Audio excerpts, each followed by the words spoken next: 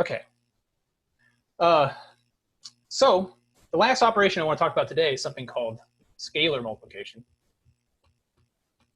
This is kind of a special thing for matrices,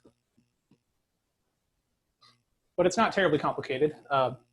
All this says is that we can multiply a matrix by a number. So basically, this is just multiply a matrix by a number. That number is what we'd call a scalar. A scalar is just maybe a fancy word for number. The point is that it's not a matrix, it's a number. So what do I mean when I say multiply a matrix by a number? What I mean is this. I'll write the abstract definition for you. So if A equals Aij, and if we need a name for a number, how about C? C is a number.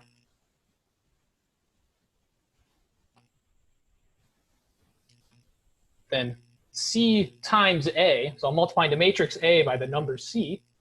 C times A is the matrix whose entries are C times Aij.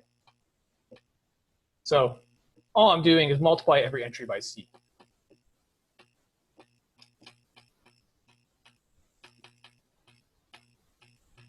We just take every entry of A and we multiply by that number C. And that's my new matrix. That's called scalar multiplication. Just multiply everything by that number. And C can be any number you want, depending on what we're going to do. You know, depending on what your needs are, it could basically be any number. So bear that in mind. That's all we do. Multiply every entry by the number. That's scalar multiplication. So as an example, can you leave that up there for a second? Yes. So thank you. Yeah, I wasn't gonna. No. Yeah, I'll just give you a second to write that down. I was maybe just gonna erase the top part to write an example, but also if I'm ever moving too fast, guys, yeah, just say so. I'm always happy to slow down a little.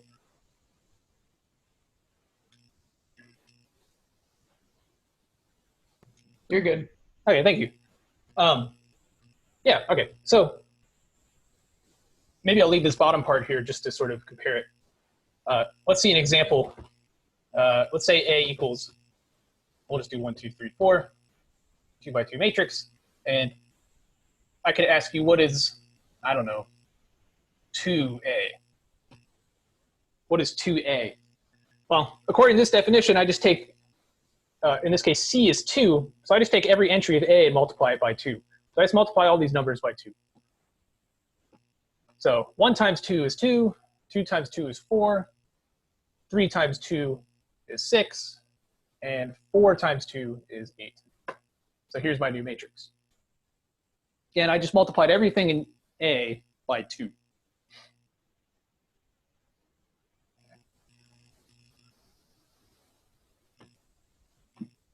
I could do like negative 1A. Maybe C is negative 1 instead. Again, I'm just going to take everything in A, multiply it by negative 1. This would be negative 1, negative 2, negative 3, negative 4. Scalar multiplication by negative 1. Okay. So that's scalar multiplication. Whatever number I put in front, I just multiply everything in the matrix by that number. And maybe as a quick example, too. So what's going to happen a lot in equations is we'll combine these things. And so maybe it'd be good to see one quick example of this. Maybe if I have these two matrices, A and B, so A is 1, 2, 3, 4, B is 1, 0, 0, 1. I could combine addition and scalar multiplication to make expressions that look maybe like this. 2A plus B or something, right? I could combine them and work out what they should be. I could just simplify it like this. I could write down what's 2A. Well, 2A is just multiply all of these by 2. That's 2, 4, 6, 8. And then B was 1, 0, 0, 1. And now that I've done that, maybe I could just add these together And to add these, again, I just add the corresponding entries. So 2 plus 1 was 3. 4 plus 0 is 4. 6 plus 0 is 6. And 8 plus 1 is 9. That would be the result. And you'll get more practice with these kinds of examples on the activities. But we'll be combining these operations frequently to write these equations out. So here's our first example of such a thing. Tomorrow we'll talk a little bit about order of operations. There's an order of operations for matrices that we'll have to talk about. Okay, cool. I'll pause here again for questions if anyone has any questions.